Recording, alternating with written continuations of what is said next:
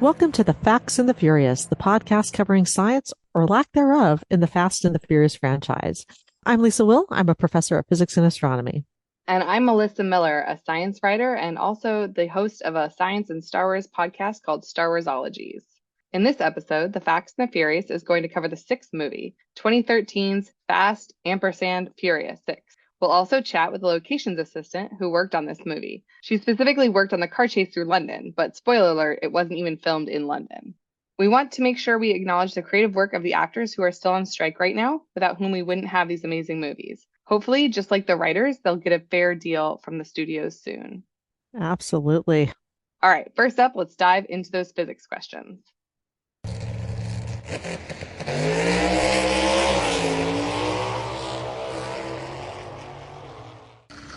I want you to help me catch Shaw. Now, I know you guys are a family, so I'm offering you a chance right now to make that family whole again. You want to make this family whole again? Get us to Letty. We'll get you Shaw. Full pardons all the way around. I can't promise you that. Yes, you can. That's the deal. Take it or leave it. You get me Shaw, and I'll get your pardons. Okay, well, there's so much to get to in Fast and Furious 6, which I always forget, by the way, is called Fast and Furious 6. It's the most unimaginative of all of the titles. It seems remarkably straightforward, but they don't let the pattern remain straightforward for long. Well, yeah, so starting right out from this one, the opening credits recap the entire series to this point. So if you had to start with 6, you could, though 5 I think is still my favorite, so you shouldn't start with 6.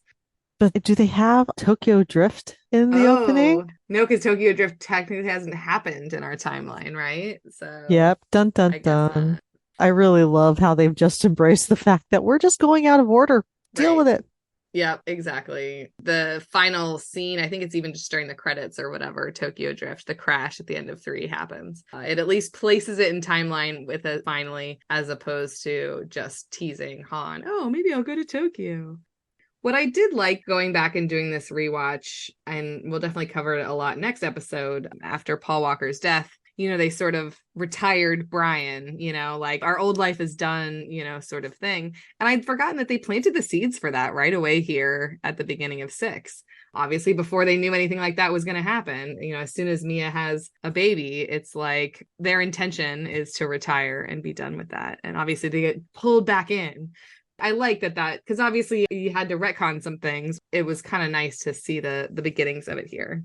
Yeah, it really allowed his storyline, Brian's storyline, to continue on organically in a way that didn't seem forced as it goes on. So yeah, it really works, even though it was not the intention at the time. But they get pulled back in, 4 minutes into the movie or whatever, because Hobbs is in Moscow and has some nonsense going on. He needs their help. Yeah. And so one of the things that was interesting watching it the first time through was that this trend of international locations is actually going to be a through line now. The one thing that got to me during the Moscow part was I believe there is a car embedded 3 floors up, which I guess technically is possible, but the distance to within it was embedded in sort of what looked like a concrete building. I don't even want to know how fast that car was supposed to have been going at that time. Right, exactly. Yeah, that would be a physics problem in and of itself. It's like, what was the ramp? How did that happen? How did it stay up there? Yeah. Although I think while I was online just this morning, I saw a car embedded in the second floor of a house, which was a little distressing to see, and I hope everyone was okay. But at least houses tend to be made out of more fragile materials than skyscrapers, and I really thought that car probably would have bounced off.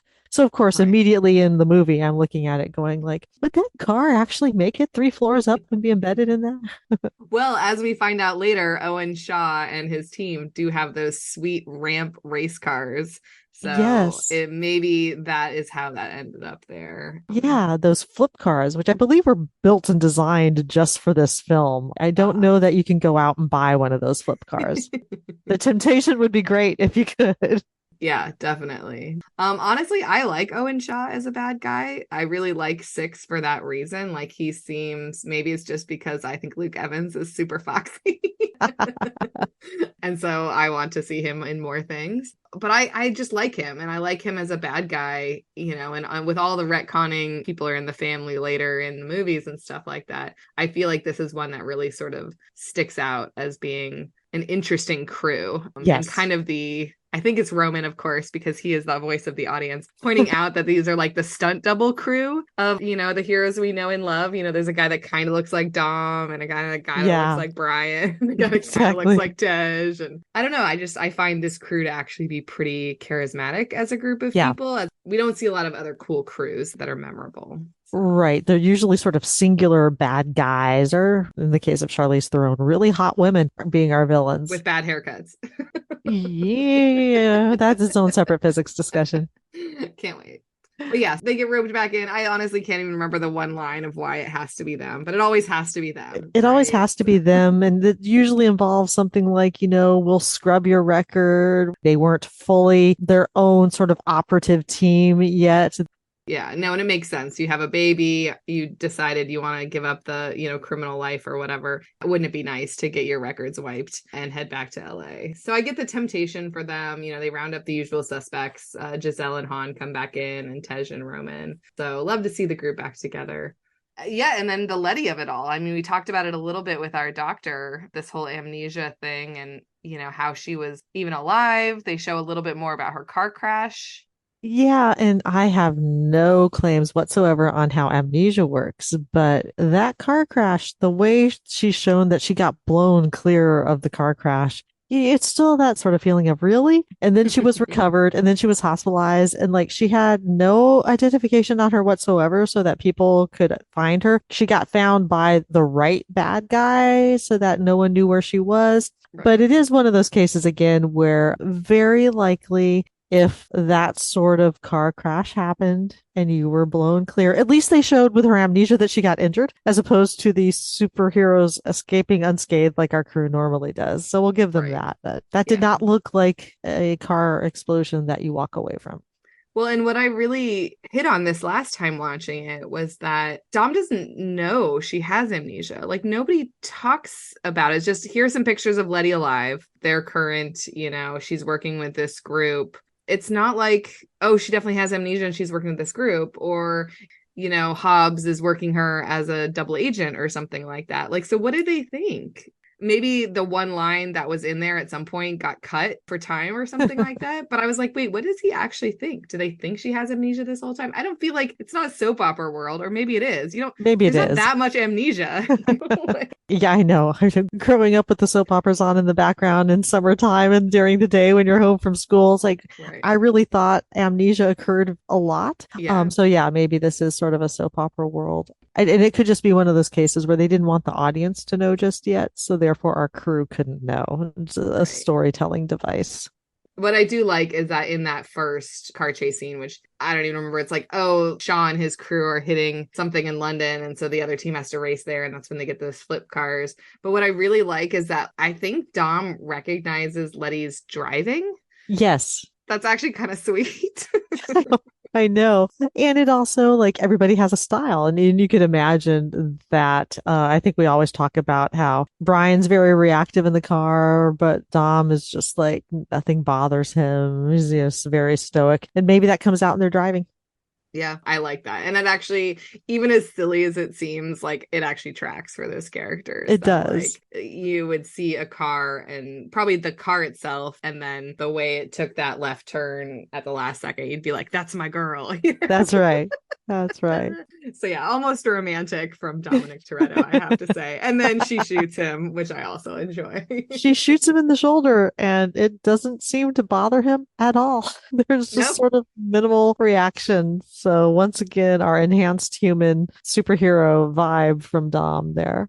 Right. Well, and this is where we get the way our doctor described it as the Dom paradox, That's right. where you can shoot him and no problem. He's too tough to get injured from a bullet, but he's also so soft that you can land on him on a car and, not break every bone in your body. Exactly. Dom is all things to all people. Or at least to Letty. Again, almost romantic. Almost romantic. One of the things I remember from the London sequences was that there's the actual hand-to-hand fight in the London Underground, which amuses me because they came away so much more injured from that than any of their car accidents. Well, and I really like that Han and Roman are like completely outmatched in that sequence. Like they whiff so many of their strikes. So it's one of those cases where, like, when you're driving a car, your car is actually a weapon, right? It can be fast, it's strong, it's hard. And then, when you're on your own without that car as a barrier between you and the person you're fighting, they did not fare so well. No, they really didn't. And I also like this as a set piece because I don't know how much truth there is in it, but, I think by 8, at least, Vin Diesel and The Rock had this sort of masculinity thing going on set where, like, neither of them would accept losing a fight. So all of the Dom and Hobbs fights end in a draw because neither of them wants to be seen losing. And I like that Han and Roman, whether or not that's the characters or whether or not that's, Sung Kang and Tyrese being like, no, like, I'm gonna lose sometime. There's something refreshing, honestly, in having our heroes get their asses kicked because it's not something you see, and it's sort of become almost makes me uncomfortable, toxic masculinity thing in this franchise. I agree. And also, like, because the previous movie went full comic book, like spectacular, fantastically weird, I think at this point, if nobody ever loses, then there's no tension in the story. You actually have to have the possibility of a character losing because and now in this movie, you can't even be sure a character dies. And so occasionally something has to happen where that your heroes are not going to be all okay at the end. And they're kind of walking a fine line. Exactly. And this is really the movie where I started my theory that maybe Fast and Furious takes place in the MCU, right? Like, because I thought about it during Tokyo Drift, and then there's a couple references to it here. Someone calls Hobbs Samoan Thor. So it's just like, I was like, okay, we haven't ruled it out yet. Sadly, we do, I think, rule it out pretty soon here. But for now, when I was doing my rewatch, I was really like, I think this takes place in the MCU. So. There's the multiverse. We'll just let this happen. There you go. And I would love that, actually. Next multiverse movie, if they just spin through and just show like a Dodge Charger just like flying by or something like that, I would love that. So I personally am waiting for Fast and Furious versus Predator. Oh, interesting. I like it. Yeah, why not? Everyone else has been versus Predator. Exactly. Well, we have to get to the like crazy set pieces of this movie. We haven't even talked about the whole tank car chase and all that crazy, again, sort of savant math from Dom and Brian too in this one, where they're like using cars as anchors and stuff. Like, it's impossible. There's no way, right? A lot of the stuff that happens in that chase just doesn't work. We keep seeing cars hook onto other things, and unless their bodies have been really reinforced, I don't even know if they can be reinforced to the level that we see them being able to withstand the forces of dragging something with it, or it's the swinging ones that really get to me. It's like, your car doesn't want to do that. You're not latched at the center of mass. So it's going to spin, and the center of mass wants to continue forward, and your car that's holding onto it is not going to be very stable, but it's fun to watch. Yeah, it is really fun to watch. Yeah, there's a tank, there's Han there's like motorcycles, there's just lots of collateral damage again, which I think maybe they later say like, oh, everyone was fine. Magically. Right. Yeah, the barrier jumping, even just going back and forth between the left side and the right side of the road. I'm like, that your car would stop right there, right? Like, is still crashed like a mile behind all the other action. I know, like, you hit a pothole and stuff falls out of your car. So the damage that these cars should be taking, every time I'm like, oh, that car shouldn't be able to go. Even if it can move, what are the odds of it going that fast without like a part hanging off and causing sparks and stuff like that? So, or tires no longer being aligned or losing a strut or something. And now in some of the movies we actually have seen like, oh, we're going to do some enhancements to these cars before we do a heist or something happens. But sometimes we are made to feel like, oh, this could happen to your car. And I love my car, but it isn't doing this stuff. Yeah, no, and there's no montage of, welding and Right? blowtorching and, Right? lowering engines on chains and stuff like that. Just a quick montage before one of these things. And I'd be like, oh, yeah, cool. Okay, now it works. Put those high tensile titanium cables. Well, and that's the Sure. thing. Like, they do throw out some lines that do lend credibility to it. So, high tensile titanium cable is actually really strong and it's fairly commonly available. So, this crew could get their hands on it. It's not like, they would need to rob a place to get this stuff. I do think that the writers put in phrases like that allow you to buy into the fantasy. And that's fine. I mean, I enjoy watching this stuff, but it's like when Dom and Letty catch each other in midair, and I'm just like, no. No, that one's really good, but it's so romantic. I feel like that was even in the trailers, and I was like, is that where we're going? Okay, that's where we're going Yeah, with it. very romantic and no air resistance. Like there's so many things. You always talk about how Dom is kind of like a mathematical savant. Like he can really figure out all these things in his head. But this is going into like prognostication, really being Yes. able to see the future. Now, I always talk to my physics students and my astronomy students sometimes too. I always talk about how they predict the future all the time. When you're driving in a car and you put your foot on the brake, you are doing really complicated calculations in your head, mostly based on muscle memory, so that your car comes to a stop when you need it to. So you are predicting like, okay, what do I need to do to be at 0 miles per hour at that distance at that time, that sort of thing. So we do a lot of that. I'm just saying, Dom, really, I can't allow for him to be like, well, I've looked at this angle and I'm going that fast and I'm doing this because it involves a lot of cooperation on the other moving pieces. In this case, Letty is on top of the tank. It Mm-hmm. has to be point right. The top of it pivots, right? So that Yep. has to be pointing the direction he thinks it is. Yep. It then flips because of the cables, right? It's weighted down. So it flips. So you have to know exactly what position she's going to be in, what position she is on the tank, what position the top of the tank is to the bottom of the tank, how fast it's going. Yep. And then he's in a car that he turns in exact direction so that it sends him flying in a certain direction. This is over nothing, right? Of the separated bridge. Exactly. Yeah, I didn't even think about wind. And sometimes there's wind from like below in Exactly. bridges like that. Exactly. There's no difficulty predicting wind patterns around something like that at all. Like I would think the turbulence could be kind of and then they land on the windshield specifically of a car that I believe is also in motion. Yeah. Yeah, that's ridiculous. Yeah, that is one of those cases where everything had to go right. And I don't even know how you could predict everything that had to go right. Right. And then you're still not walking away unscathed. So whether or not it could happen, this one involves way more luck than planning. Well, and since we were talking about the MCU before, my husband pointed out to me recently that maybe the best superpower is actually Domino's superpower. And she is in, I think, Deadpool 2. And it's basically that if something can work out in your favor, it will, so it's like luck. So maybe if Dom was going to be in the MCU, it's not that he has amazing mathematical abilities. It's that he has Domino's powers of just like, it'll be fine.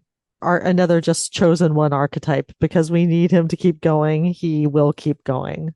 Yeah, exactly. Or just he's Wolverine and has self-healing. So him getting up and like cricking his neck is actually literally his entire body. That's right. Back together. I know, the adamantium just holding them together. Give him some super soldier serum and he's good to go. Right. Yeah, we'll get there too, Well, and you think the movie's over at this point, but we still have so much more ridiculousness and so many more physics questions to get to because Shaw does that cool thing where he's captured, but of course he's got, an ace up his sleeve, which is that Mia has been captured and is on board a plane already? ? That is coming to pick him up if they release him, and everything goes out the window, right? Hobbs is like, if we let him go, you guys can't get pardons anymore, and right. It brings up the plane. The plane. I love the plane so much. This is one of my favorite set pieces. And it really is just one of those where you can try to justify it all you want, but it isn't happening. So my husband says, as we were watching this movie, at one point, a few minutes into this scene, I went like, this is a long runway. And then a few minutes later, I went, this is a long runway. Still going. And this is 13 minutes or so Well, and what I'd even forgotten about is that the plane comes in for a landing Yeah, before all of this starts. So they don't come in for a landing at the very start of a runway. So right. I don't know exactly where they do come along, but if they come along, say, a quarter of the way through the runway already, that's when that 13-minute going 100 and some Actually, miles per hour actually starts. And you're actually already a quarter starts. of the way through the runway. Right. Yeah. And they actually give a speed at one point saying that the cars were going about 115 miles per hour on the tarmac, which makes sense. That is like getting up towards the maximum speed of cars and they're pushing the car. So the cars are going fast. But for a plane, that means they would have actually already slowed down a bit from their airspeed. So they've actually been on the runway for a while to slow down even. Right. So they've landed partway down the runway. They've decelerated somewhat and they're still going. Yeah, I'll admit, and maybe it's, because this was 10 years ago, my brain just wasn't quite. I'm sure if I saw this now, I would notice how long this runway was. But I have to say, I did not. When I watched Fast and Furious 6 in the theaters for the first time in 2013, I was just like, cool. And then, within a couple of days, I saw the headlines of that's a 26-mile runway. And I was like, man, how did I not realize we were on that runway at speed for 13 minutes and not, try to do that math? But someone else did, thankfully. Right. So somebody else did do the calculations for how long they would have had to have been on that runway, how long that runway was. And what I thought was great about it was they even tried to give them the benefit of the doubt. They said, okay, maybe the stuff happening outside the plane is occurring at the same time as the stuff inside the plane. So maybe it didn't actually take 13 whole minutes for this to happen. But I think after they did that, it was just like, okay, so maybe there's 9 total minutes of action. And it still brings you to like an 18-mile long runway, which, in case you're wondering, the longest runway in the world is a little bit shy of 4 miles long. This is not even close. And we'll put a link to the BBC article that came out 10 years ago doing this math. Yeah, it's very silly. Should they have put in, oh, we've got to turn and come around again? No, not necessarily. It's fine. Well, and planes can't actually really even turn that easily on their own. You, Couldn't do it 100 and some miles per hour. I believe that. All the questions of this, like I'll also be honest about this. I don't really understand how planes work. The fact that they fly is miraculous to me. Like I know this is a thing I can understand. If I had like a little model, I could figure out the lift and all of that. But straight up, I don't specifically know that any of the things they're saying are wrong. That like tethering, right? Because they're trying to shoot an arrow through a certain part of the plane because then the flaps can't move and then it can't take off. At some point, they're just like, well, if we're all just connected to the plane, it'll be too heavy. It can't take off. And it's just like, I don't know which of those stand up to actual science and which of them are just like, well, it sounded good to me. I didn't question it. There's a bit of truth to all of them, but wrapped up in this really strange conundrum of this marathon long runway. Right. But the idea is that, yeah, you have to attain a certain speed before you can achieve lift based on the shape of the plane, the orientation of the flaps, and so on. And then you would bring up the landing gear to make it more aerodynamic to slice through the air. But you do actually have to attain a certain speed. And I think that's actually part of the thing that was distracting to me in the movie was that I was like, well, if that airplane's been going down the runway for that long, I would have thought they would have achieved their liftoff speed. And so we could say like, oh, but everything our team was doing was holding them back, but it was still going forward. Right. There still had to be more runway. And when it finally all comes to an end, in a fiery explosion, they do show the end of the runway, another 20 feet down the road. And I'm like, okay, that's very funny to me that like you didn't even just go with the premise that this is just an open field or an open road or something like that. Like, no, this is a runway with an end. We swear we weren't there yet. It's 19 miles long, not 18 and a half. The plane, finally, they hit the magic flap with that arrow thing, and now it can't take off. Then it explodes. I don't even remember why. Dom drives through it, but then it's also behind it, so they can walk dramatically through the flames. Like, it's all... Nobody thought too much about any of these parts of it. They were just like, well, it's going to look cool enough. People won't question it. And it worked for me. I'll admit it. Impervious to flame. And the amount of heat that the explosion would have been putting off would have been tremendous. So once again, Dom just being everything and anything to all people. Now, of all of the so-and-so is dead, but maybe they'll come back in all of the series, I have to say the Giselle one has always annoyed me the most. Not that I wanted to see her mangled body on the runway, but the fact that she literally fades into black and then they're just like, she's gone. I was always like, I mean, did anyone go back and check? Like, she might just have like a skinned knee, considering all the other things these people survive, right? At the beginning of 7, Owen Shaw is alive after all of this and just, in a coma or whatever. So it's just like, I don't understand why it was ever enough. And maybe it was just like, oh, well, Gal Gadot got, cast as Wonder Woman and hopefully she'll be back someday. It was always the weakest sauce, I felt like, of this beloved character is dead, especially once you think that that's what's going to, spin Han off to go to Tokyo and hang out with a bunch of teenagers. And then he dies and all this stuff, especially because I did like them together. They had great chemistry. They did have great chemistry together, and the crew needs more women. That's, I think, what was a bummer to me was that it's just like, okay, we hadn't even achieved parity yet, and now we've lost one. But then, of course, Han had to go hang out with teenagers in Tokyo. I guess she had to be fridged to give him man pain to go off to Tokyo. And we won't say too much more, but keep listening. And in a couple of episodes, we'll talk some more about this subject, undoubtedly. Yes. But yes, also at the end of this, allegedly Han dies. We see the same crash from the end of the movie 3, Tokyo Drift. But this time there's that extra retcon that it wasn't just a random crash because they were speeding around the streets of Shibuya. It's Jason Statham. Bum, bum, bum. Bum, bum, bum. Which was interesting to see. And I think gave the audience a sense of closure about Han, but then introduced a new character. And I kind of like that they introduced sort of a new potential big bad on the way out, because we don't know that Shaw survived the big crash at this point. So it looks like our team had actually achieved their mission, got Mia back. But yeah, everything is not well. And then, of course, you have Hobbs and Elena, because Elena is now invested in making sure that the Toretto crew gets their name cleared. And so Hobbs and Elena are still in there at the end. Yeah, we didn't talk about Elena in the last episode at all. I sort of realized that after. But yeah, having her, introduced and, fall for Dom and then just sort of do that like, well, you can go back to the other woman you've, been with or whatever is just kind of one of those things. It's like, I wish they'd given her slightly more to do. Absolutely. But the fact that she keeps up with her work and is seen with Hobbs at the beginning of the next movie is... She could potentially be an interesting character if they decided to focus on her a bit, because she had losses that compelled her along this path, and this path brought her yet more losses. And I did like her place in Fast Five in terms of, her, deceased husband. And that's why she became a cop. And the little bits of information, that she knew for being, the local cop versus, Hobbs parachuting in and stuff. Was there anything else physics-wise we should talk about for Fast and Furious 6? I could just keep going on forever about that runway scene. Yeah, it's very funny. If you haven't noticed yet, go back and watch it again and just think about when you take off to go visit your family or whatever, how long you were actually on the ground on a runway. Yeah, how long you're actually moving on the runway, not sitting there hoping that your plane will get to move. But once you're in motion on the runway, you're usually lifted off in seconds, not minutes even. Right.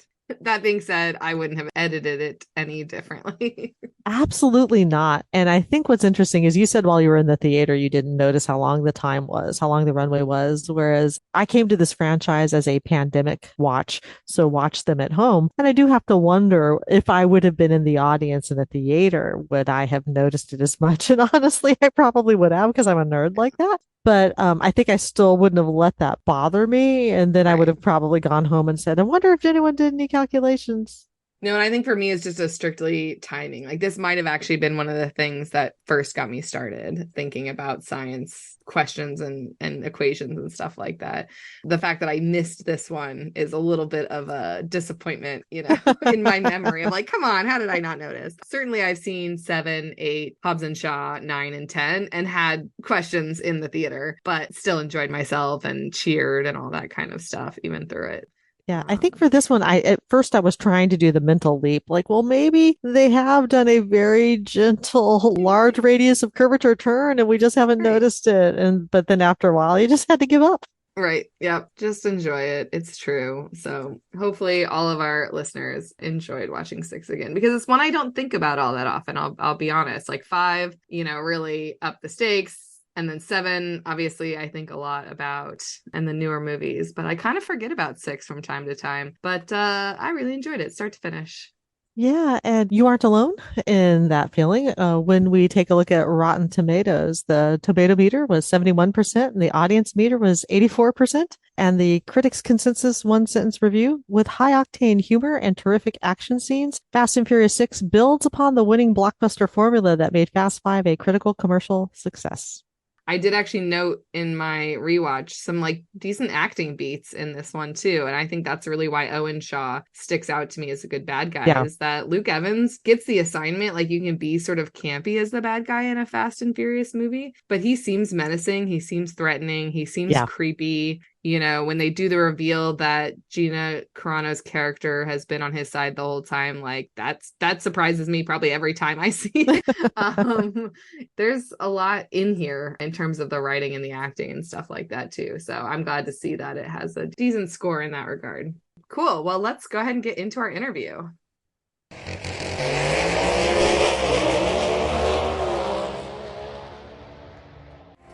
Can I ask you something? How did you know that there would be a car there to break our fall? I didn't. Some things you just have to take on faith.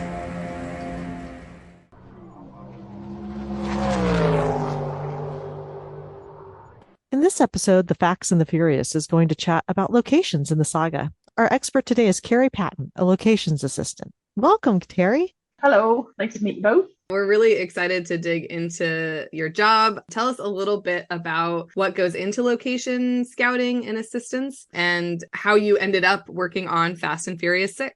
Yeah, sure. So I'll give you a little bit of a background. So I actually was always been into kind of films like growing up, but I never really thought of it as kind of a career. But I actually went to film school. I went to the Vancouver Film School, went there for a year. Didn't even think about like locations as a job. But when you're in the college, they kind of give you a whole overview of every different department. Part of it was actually we had someone come in that was our locations manager, gave us an overview about what that job was, and it actually sounded really, really interesting. And then as part of college, we had to make 2 or 3 short films, and then part of that was I actually was like in that role for a while, so we kind of done a whole scout of different locations like in Vancouver where the school was. I just thought it was a really interesting job, but again, didn't really think of it as kind of something I could do as a full-time thing, because I was looking more into directing and writing like my own short films, which came a little bit later. So course finished, graduated, all good, and then actually moved back to the UK. So I moved to a place in Scotland, a really, really small little location, and it turned out it was do a film in Game of Thrones, which was like amazing. From there, I got a job working on Game of Thrones for about 4 or 5 weeks, and then I met up with like the location manager. She was amazing, and then from that, every time there was another job, she just called me. For just unbelievable that I kind of got this job, like literally like off the back of walking a dog and out and about in the field, and I just like, oh, film a Game of Thrones, okay.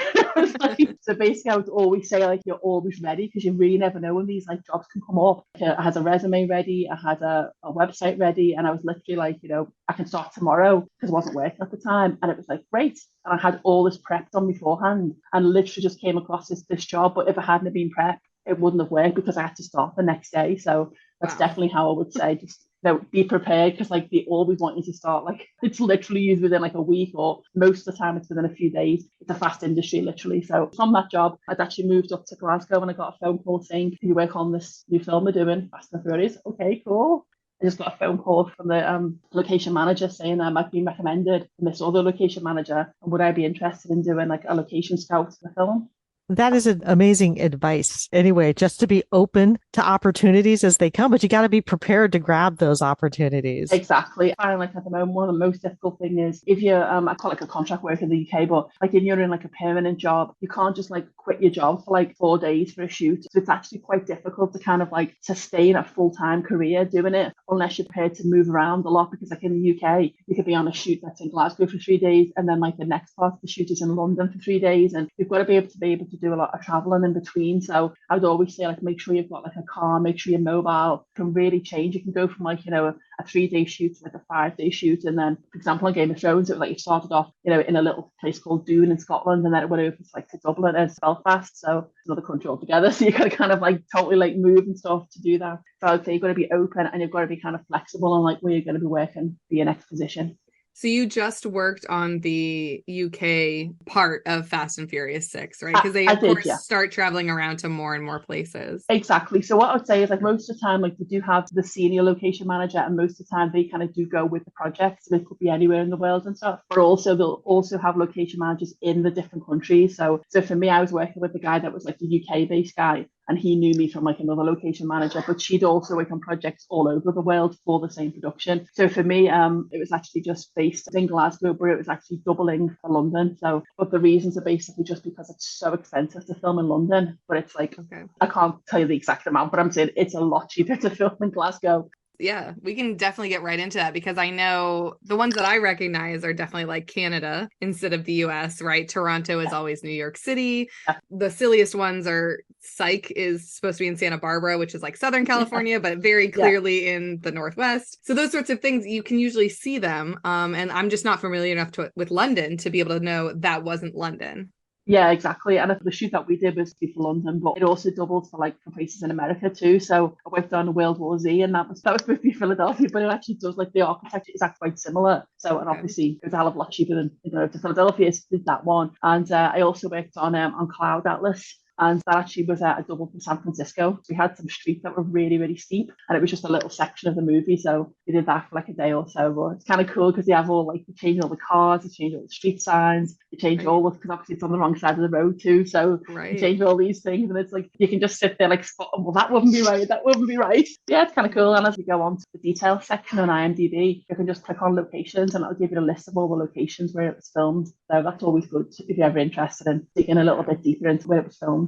I never even really thought about, even just in universe, right? The Fast and Furious characters, when they go to London, are probably driving cars where they have to sit on the opposite side. They got to drive on the other side of the road. Like, I've done that a little bit in my travels, but I don't drive high performance cars really, really fast. Like, they definitely would have taken some bridges like the wrong direction or something. I feel like. Definitely. And most of the time they've got the stunt drivers anyway, or they're on the back like a prop car or whatever. So not all the time, I know. But with that shoot, I think one of the main things was it was really different because it was just a night shoot. Most of the time when you're on location, like, you'd be working like as a locations assistant on set, you will literally be like probably the first person on set, and you're also the last person off set as well, because locations people have to kind of prep the set, they have to get everything ready. It's a long day. Just gonna put it out there that if anybody's interested in doing it for a job, it can be like crazy hours. So I think like on some sets, like for Game of Thrones, we were on set for maybe like 7 a.m. and we were working till like 2 a.m. like the next day. It's long. I mean, I was quite lucky because I was living close and stuff, but a lot of people have got like traveling on top of that to go home. So it can be a pretty long day. So not all sets are like that, but most of them are like, it's not unusual for it to be like a 16-hour day. You've got to have the stamina to kind of keep up with that, especially like on the actual set. Well, you mentioned it being a night shoot. Do you know if that's something that was like in the script, or was it just like logistically you can only close the roads at night? Exactly, right. We actually did it because it's so much more expensive to close the street in the daytime, because all the businesses were there and stuff, and we filmed it in the financial district. So as you can imagine, all the office workers would be in the office, and then people would have all the cars and the parking. So it was like logistically like far better to close it overnight, save them like a lot of money, and obviously they can close off like the streets around it too, because they actually filmed on 3 separate streets. The one that I was on was a street called Cadogan Street, and it was basically just like a really long street with like a car park at the end.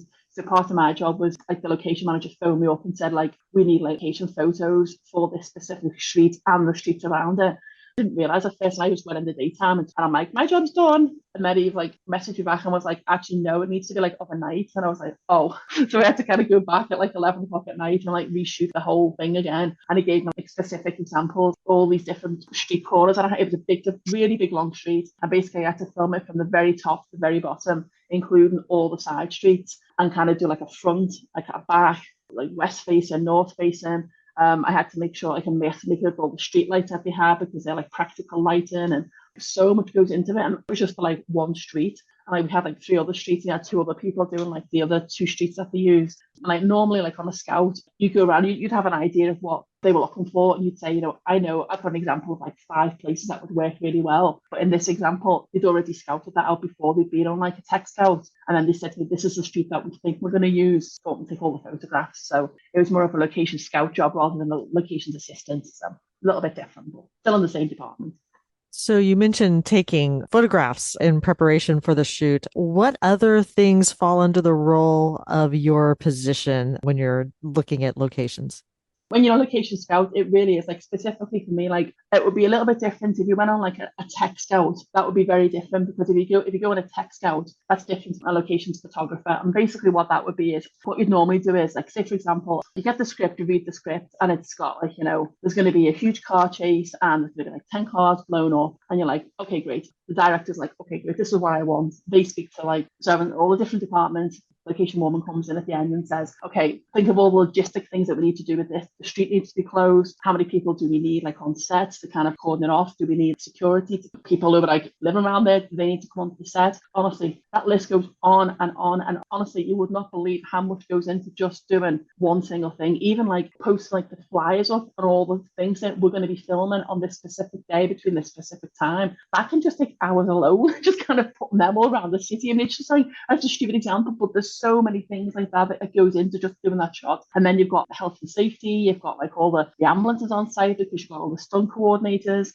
and the security keeping the people back, like I said before. You've got to be careful like you don't show any signage. For example, if there was like a Barclays Bank or whatever, they can't be shown in the film because that's like advertising and they don't want to be part of it. They've got to cordon off things with false fronts and stuff onto buildings. Say for example, this wasn't too bad because it's still supposed to be in the UK, but I mentioned before, like, they were doing the World War Z thing. They had to change all the things that were like UK based. In the UK, we don't have like a newspaper stand. It's not a thing in Britain. So you have to put them in. They were kind of like fake. And then they had to put all these signs, but it was supposed to be like City Hall. So they had to put all that signage on. And there was like all these like American police cars. Obviously, don't have them. And the taxis were different. And just so many things that you really don't think about. I think like, being like a writer myself and a director, I'm so conscious now when I'm writing my own things, because I'm thinking, oh my God, how the hell would I film this? How many permits would I need, for this? And like the permits alone are just mind blowing. They really are. Like, not even like the health and safety stuff, just sent you a few links there just for like the city council of like, you've got to have like permits for this and what time you're doing it. If there's like any kind of firearms, there's just like a whole other series of paperwork that you need. In Canada as well, it's completely different. The firearms are completely different to the UK, which is completely different to America or whatever country you're in. So there's all those things that you really, really don't think about as a writer, because you just kind of write the story and then you think, oh my God. When you start thinking to make it yourself, you realize like how much is involved. Have you seen any of the other Fast and Furious movies? I've seen them all. Well, no, the reason I ask is because, there are some sets, right? Like I think in 8 where they're in New York City and it's daylight and they have a lot of other cars and a lot of people, pedestrians on the street and other cars. Whereas this one really is just them, right? Like it's just the good guys and the bad guys. And they even say like, oh, they must have cleared the city center, right? There's no cops chasing them. Yeah. There's no pedestrians or anything like that. So I imagine that it could have been even more complicated. Oh yeah, definitely. That's, for example, working on like Game of Thrones, it was really different because it was in a castle, and the castle had the whole like historic Scotland were there on site because you couldn't like make any changes. Obviously, it's hundreds, thousands of years old, the place, and that's one of the biggest things that is kind of like makes the job interesting in a way, is because every shoot that you're on is completely different. It sounds like a lot of the work that you do that comes in pre-production. Are you also on set during production to take care of last minute things like, oh no, that sign still has prices in euros and we're in the United States? Exactly. And it really does depend on the shoot. Like for the ones that I've been on, I've just been on like the actual shoot. I haven't been involved in pre-production. Obviously, I do when I do my own things because I do my own short film. So I kind of wear like every hat in the whole production, but on the ones I've been on, most of the time it's kind of like they'll have like an office. Say for example, like in like World War Z, right? That was a little bit different to working on Fast and Furious because they actually had like a production office that was close to the main set. So I wasn't actually there on set when they were filming. I was in like an office. it's so funny because like when you're on a film, especially like, Brad Pitt's in it and it's like amazing, you think it's going to be like super duper exciting, and it is. But like my day was kind of organising like the garbage delivery, and then like I had to phone like the council because like they didn't have like electricity on for this scene they were doing in like a supermarket, and like it was a zombie scene, and it was like that's great. And then like massive drama because somebody got like the wrong like bulbs for the scene, like for the lighting, and it's phoning up like Home Depot. It's just there's so many things that you'd have to do you don't even think about. So yeah, it does really depend. But as I say, like, for the Fast and Furious one, it was different because it actually went on set just to watch it as like an observer when we were doing the scenes. From my point of view, I was just there to do the photography before it actually came in to do the actual shoot. I just wanted to make sure they had all the lighting and stuff correct. And I got some really like super detailed things. I've got like a nice camera and stuff, and I hadn't done too much night photography, so I had like a nice little lesson off the location manager beforehand and like how to do like all the settings, like the f-stop and all the stuff on the camera before I took those photographs. Because yeah. Do you have a memory of how many days the shoot was? I think it was 2 weeks. Okay. I was just kind of on set. It was in like mine was in like 2 days beforehand, and before we actually started shooting, it was like 2 separate nights for the photography. So. And then were the actors actually on the set? Because I know that a lot of the practical things we've seen, it's stunt drivers and stuff like that. I don't think any of the main guys were there. I think it was just the stunt drivers. I don't know if it's the same like in your hometown, but if any like Hollywood production comes in, like the newspapers go completely nuts. And they're just like every day they're there taking photos, and so. And there was like no photographs of Vin Diesel or anything. So right. I'm guessing he was down somewhere else, probably living it up on the beach somewhere. But stunt drivers are doing all the hard work. Yeah, we're both based in San Diego, and I know that when like the Top Gun sequel filmed here, it was like, "Where's Tom Cruise today?" kind of thing. Exactly. Well, now I'm just imagining a lot of photos of like a lot of stunt double looking people, like someone who looks like Paul Walker and someone who looks like Vin Diesel but is the driver or something. Exactly. There was tons and tons of shots of like all the crazy cars because she's like that small black one and stuff. Yeah, I sent a few of them, so that was kind of cool. But I always kind of keep a little diary of like all the stuff, because sometimes like the newspapers don't keep them online for that long, so just kind of nice to have a little record of the films you've been on, which is nice. So. Yeah, there's one of the cooler cars in this one, and that's Owen Shaw's like that little flip car. That would be cool to see in person. Definitely, yeah, it's cool. It's just mad to see like the actual like the stunt, and you think, oh my god, someone's in that car. You just see them like in a video there, and it's like, wow, you just see them all like toppling over, and the guy gets out. It's mad. Well, you said it was mostly the like financial district. Were there also apartment towers? Like, were people living and trying to sleep during these shoots? Yeah, definitely. It was a really big article in the newspaper, and like the same people were complaining because obviously it's a night shoot, so we weren't actually starting filming until like 11 o'clock when it's actually gone dark. And people going to work the next day, and it was like people were like moaning and groaning in the newspaper, and then it was kind of like the city council were kind of like, we should be glad that we've got like Hollywood. It brings in like millions of dollars, but they're like, we're not seeing the millions of dollars. So yeah, there was a lot of complaints. It wasn't too bad for the first couple of nights, but 2 weeks of that, it's a lot. By the end of it, I think people were kind of glad that it was done. So I mean, it's still cool to see the city on the big screen and stuff, but yeah, it was definitely a lot after 2 weeks of it. So you were just talking about how, obviously for 2 weeks of shooting at night, that's a lot, especially as a film as noisy as The Fast and the Furious is. When you go for the permitting process, how often do you get turned down?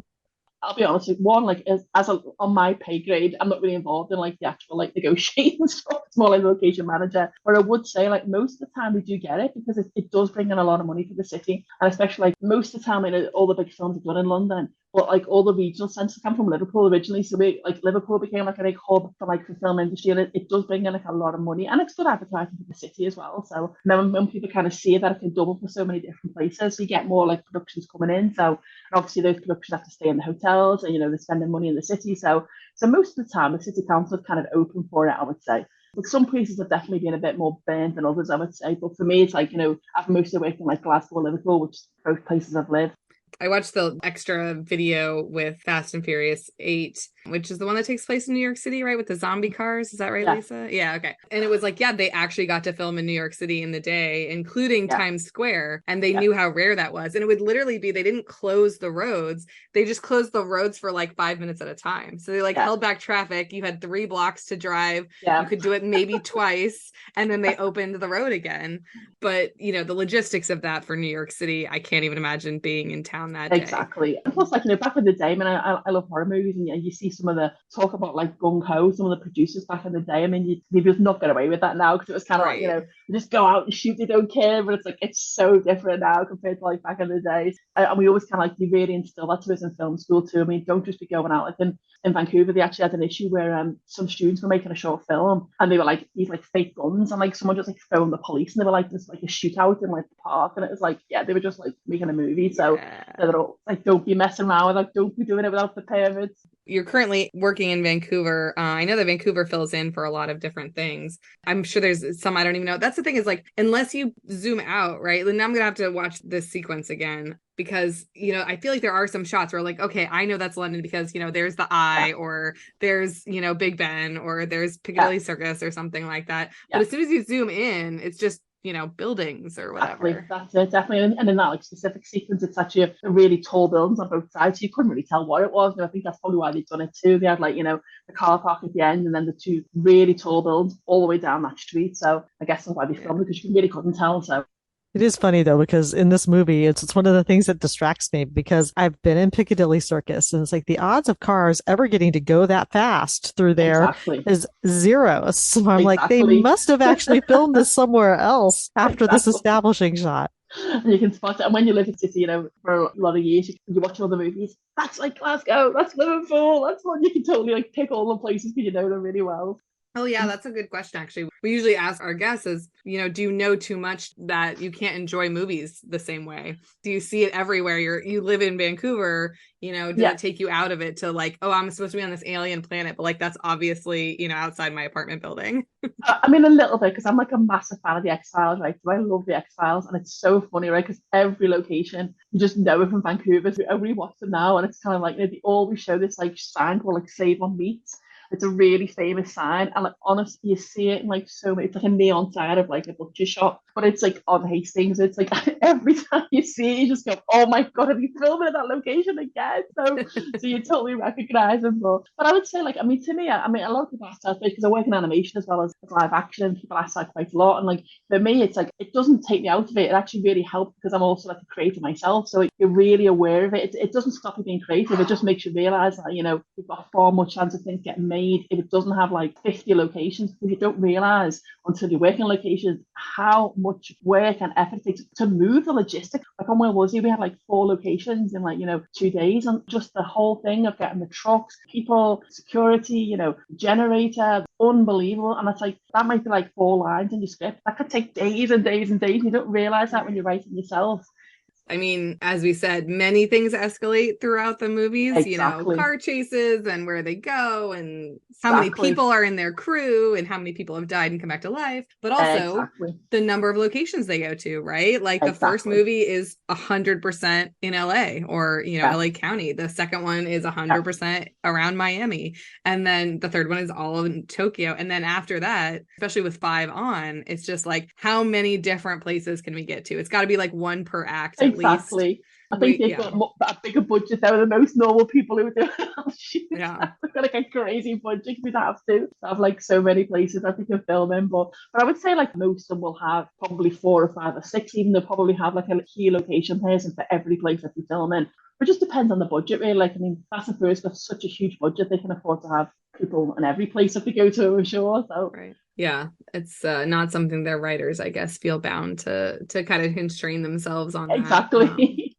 No, and it's really interesting to know. I mean, it makes sense that you'd want a team that works in that, it's not the same location management team in all 5 places per movie that, you get a UK based team for the UK based shots, and you'd have a different crew for Brazil. You'd have a different crew for the Dominican Republic and Puerto Rico and all that kind of stuff. And like locations is actually a big team as well. So I'll have like the key location manager, have like locations, like an assistant location manager. Then you'll have a key PA, which is like, the key locations person on like the lower levels, and they could have 3 or 4 or 5 person like below them as well. So it's quite a big team, and everyone's kind of got their own little role. And to me, I really enjoyed it because you work with every department. When you're actually on set, like in locations, you'll work with everyone. You work with the cinematographer, you work with director, you work with producers, because they're always coming to you for like, we need this, we need this, we need this. So you've got to be on the ball. You've got to be quick. You've got to be clear in your questions, and like when they ask you to do something, make sure you understand it. Because when I first started off, I was a bit like intimidated by some of the bigger people on the set, like, and they'd ask you to do something and you'd go, okay, but really you didn't know what it was. And then you'd be trying to find someone else going, actually, what is that? And that could waste like half an hour. But like when you're on a really, really tight schedule for some of these things, that is like really important to kind of ask that question and like be clear, is this what you want? And then write it down. I have a piece of paper with me, a little pad everywhere to go, because I'll be like, actually, you know what? Can I have this? Can I have this? And you're like, yeah. And then you like forget it. And then they're sitting there waiting for it. Have you ever worked at the same location for different movies or TV shows? Like, were there any Game of Thrones locations that you also did something, completely different? I nearly did. The TV series Outlander, that was also filmed in Castle, which is a little bit confusing, but we did like I was on the pilot of Game of Thrones, which actually wasn't actually shown because he kind of went over to Belfast. They actually filmed the pilot that wasn't actually shown like on screen, proof of concept kind of thing. So they checked out the locations and then they realised they actually did a lot more locations that they never had in Dune. So they ended up having to go to Belfast. I think they filmed Outlander that was filmed there as well as Game of Thrones. So it's a really cool castle. And they filmed a few Monty Python things back in the past. So. Oh, that's fun. Yeah, so I think the Holy Grail was filmed there as well. So kind of cool. How do you decide what's a good fit for some of these scenes? Like you're talking about this long road for this car chase. You're familiar with the city. Was there a street that you thought would have worked better? Like, are you allowed to say like, hey? It basically depends on like your ranking in the shoot that you're on. Like for me, I was just like a photographer, so I didn't really get much of a say of, oh, you could try this one. It wasn't really my say, but most of the time, like unlike some of the smaller ones, you do have a bit more of an input. One of the main things, as I mentioned before, is like a tech scout, and that's like when you go on a tech scout, you've got a lot of people with you. You've got like the cinematographer, the directors there and stuff. It's a lot of technical stuff other than like, does it look great? But you have to know things like, is the parking nearby? Do they have like the electrical outlets that we need? Is it next to like an airport or a train station? And it's all these things. And like a lot of the time, like you'll find a location, like for my own trip, I found like an amazing location.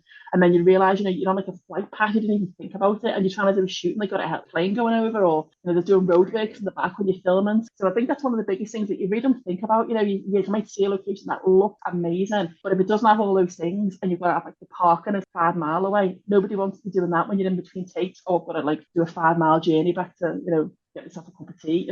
So, right.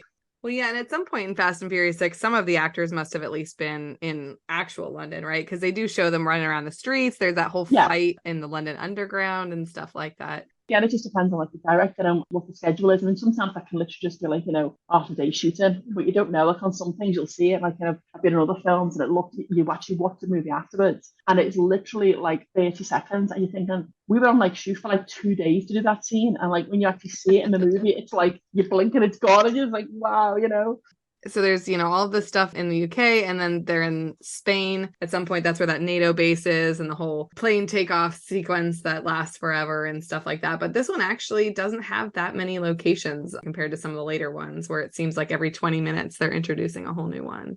This is the one that really started to feel like, oh, they have a location budget, because you could tell from the looks of things that they had at least not stayed in one place to try to make it look like all these places. Well, Kerry, I'm curious if you can turn off being sort of a location scout. Like if you go on vacation and you see a spot that would be perfect for, Outlander or whatever, do you have like an archive going in case you get, different jobs? I sure do. I've got like a little database of like images and stuff, and like really, really hard not to kind of go into like photographer. I take so many photographs, and like it's so funny because everyone asks me to share the photographs, but they're always of locations. So like when I go on holiday, it's just all of buildings. I'm like, that would be amazing. That would be an amazing shot. So yeah, I totally do that, and it's terrible, I know, but I really do. And I also I love architecture as well, so it's kind of like a nice little win-win too. So I think I may have mentioned before, but there's actually a really cool database, like on loads of them on the internet, but there's like ones where you can just go in and you can just like literally just search for them online, which I just love. I just go on there just for fun. In my imaginary world, when I had like a $10 billion budget for the film, I'll have this location and this thing with a castle, and you can just type it in and then just get the location all over the place. It's amazing. So I love that. Yeah, Kerry sent us a lot of amazing links that we'll make sure to include in the show notes for anyone who wants to go mess around in those databases. So. Yeah, it's so much fun. Well, are there any other fun stories or sort of insights that you want to share with us from your time working on Fast and Furious 6? Yeah, I would just say like normally I would be more like involved in it. I would for most of the things that I'm on for like a week or whatever. Like Game of Thrones was like a month, 4 or 5 weeks. So this was a little bit different because it was just like a few days for the photography side of it. But I would just say like it's just kind of cool to be able to see like your city on the big screen, even if it's only for like a couple of little shots. It's kind of nice to be able to see, and also even if you're involved in it a little bit, it's kind of nice to be involved in like a big franchise. So wasn't too much kind of like gossip on set because none of the stars were there. So I can't really give it any like can't dish any dirt, unfortunately. That's okay. That's not what we're here for. We're here for people who are enthusiastic but also know a little too much about Fast and Furious topics. Exactly. So. Do you have a favorite of the Fast and Furious movies? Do you have a favorite character, a favorite building? Well, to me, like I've been to Tokyo, and it's just so mine's like Tokyo Drift because I love Tokyo. And when I went there, it was like amazing. Just like so many photographs. I was like, oh my god, it's like a dream city. So yeah, so definitely Tokyo Drift for certain. Yeah, I love that one. That's really cool. But do you count like the spin-offs as well, like the Hobbs and Shaw as well? You kind of count them as a part of because I actually didn't realize that they'd actually filmed in the same location. Looking up before, like some newspaper clippings, and they said, "Oh, Fast and Furious are back in Glasgow again." Apparently, they filmed a couple of little scenes as well for the Hobbs and Shaw one too. So. Yeah, no, I love Hobbs and Shaw, and that makes sense. I was wondering about that, because I was thinking the other ones that are, London based, whenever they come back to Shaw's apartment or whenever you see Helen Mirren's character, I was curious about that. So that's cool. Yeah, cool. A little bit of continuity, even if it's the wrong city. Well, I don't think anyone really watches Fast and Furious for the realism. Yeah. No, but that doesn't stop Lisa and I from pointing out what is real and what is a really well executed stunt versus pure fantasy, where they really go, especially 9 really jumps the shark right into space, but that's okay. Yeah, it's good fun though. I kind of admired that. Yeah. I actually just had another question for you because you were talking about like if you had like $10 billion, right? Yeah. Is there a location that would be your dream shoot? There really is so many. But I would say, like I mentioned before, like, I love Tokyo, but there's like a castle like right in the center of Tokyo, which has got this like a moat around it, and it's only open like once a year. So I didn't get to go when it was there. And I was thinking, oh my God, imagine how amazing that would be. Because I kind of like love like period pieces as well. So I was thinking that would be cool. And I love horror movies as well. So I was thinking you could have like a Japanese like horror and this total like creepy old castle in Tokyo. I was thinking that just like ticks all the boxes for me. So yeah, I would totally fit that for sure. So. Yeah, you just gotta write it. Exactly. Definitely. By the time when you start doing your own stuff and then you're realizing like, oh my God, you're doing your budget, you're just like, no way, Well, we talked about it a little bit towards the beginning, in terms of how you got into your field and advice and stuff like that. If someone wanted to get into your field and so sort of starting from scratch, do you have advice? Yeah, sure. I mean, I would say like I think locations are a really good thing to get into because like there's actual jobs in it. Like a lot of the time, like people are like, I want to be a director, I want to be a producer, that's great to be able to want to do that. But the actual reality of you being able to do that as a full-time job in like the real world is actually quite small. But for me, it was really good because it got you involved in like the nitty-gritty of filmmaking. And that really, really helps because a lot of the time you can kind of watch like behind the scenes stuff, which also really helps on DVDs. I would totally recommend that because you do get like an idea of it. Whereas when you do it in real life, you do get to see all the crazy stuff that goes on, like behind the scenes. So I would say, like, if you can get involved in any kind of filmmaking, whatever level it is, we've got like a local film club here, like where we live, get involved in that. Understand like when someone gives you a script, we call it like breaking down a script, and you get a script and you can look at it and then you start like writing like how many locations have we got, how many props do we have, how many characters do we got. And when you start realizing like how much is involved in it, then you can kind of like start like bringing it back a little bit if you're doing your own films. So I would say like for me, it was really good because I had like practical experience at film school. But I would say like, film school is not essential. And there's so many like behind the scenes documentaries and like DVDs on how to make films. Stop making your own and then you realize like how much is involved in that. And then like from there, you can kind of get like production assistant's job. And like I don't know what it's like in America, but like in Vancouver, they have like a training course that you can do for a weekend. And it's not expensive, it's like $100 or whatever. And they give you the basics of like working on like a movie set. And then from them they give you like a link to like the website. You can kind of go on there and then you can see which films are being made. And then you can just like apply to them. And like they're always looking for PAs because PAs are a really, really hard job. And like the money's not great. It's basically like a minimum wage. If you can get a job as a PA and you're really, really good and like you're not mowing and growing, and you'll get another job and then you'll move up the ladder that way. And if that's what you want as a career, if you could just take one piece of advice, like, it's a really small industry. You think it's a big industry, but it's not. It's actually really small and everyone knows everybody. So if you're like a really horrible person on set, that gets around really, really fast. After that first job that I got, I never had to apply for another job because they were calling me. That's how it works. If you're good at your job and you just got to be a hard worker, being on a set is hard work and everyone's working hard. If you start like messing around or like making it bad for other people, that's a knock-on effect for everyone else. So I just say like, just work hard, ask questions, and get like a job as a PA and kind of work your way up that way, and just kind of get involved with like local groups. Just get yourself out there and stuff. Because once you start getting your name known, they'll know you're a good person, and then you'll get work from that. That's good to know, at least about the industry, that there's a Definitely. little bit of that self-check in there. So For sure.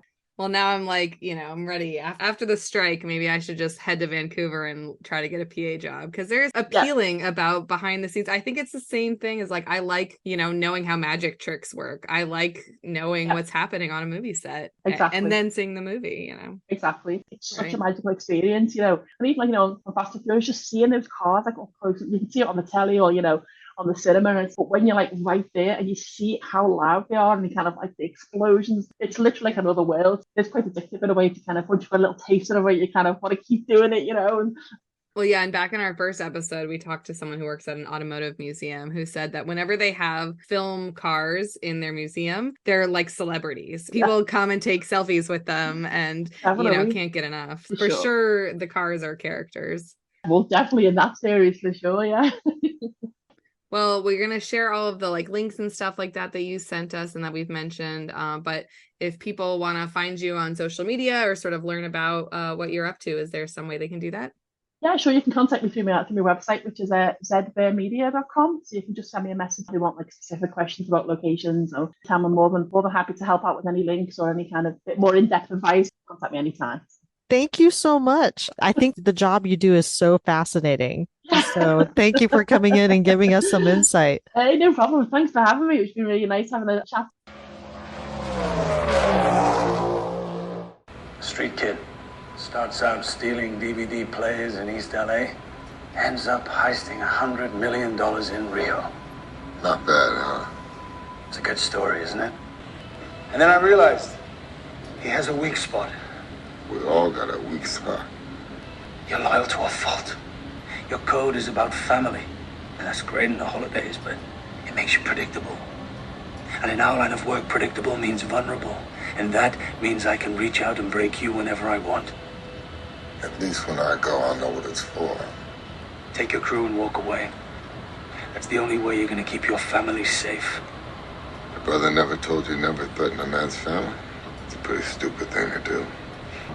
But I'll make it simple for you. I walk away when she walks away. That wraps up this episode of The Facts and the Furious. We want to thank our guest, Kerry Patten, and we want to thank all of you for listening. Check out the show notes for a link to our guest and other things that we talked about. She gave us a lot of cool stuff to share with you. And remember, reality-based physics comes and goes, but family is forever. We'll see you next time on The Facts and the Furious when we discuss the 7th movie, which is called Furious 7, and welcome a psychologist to the family.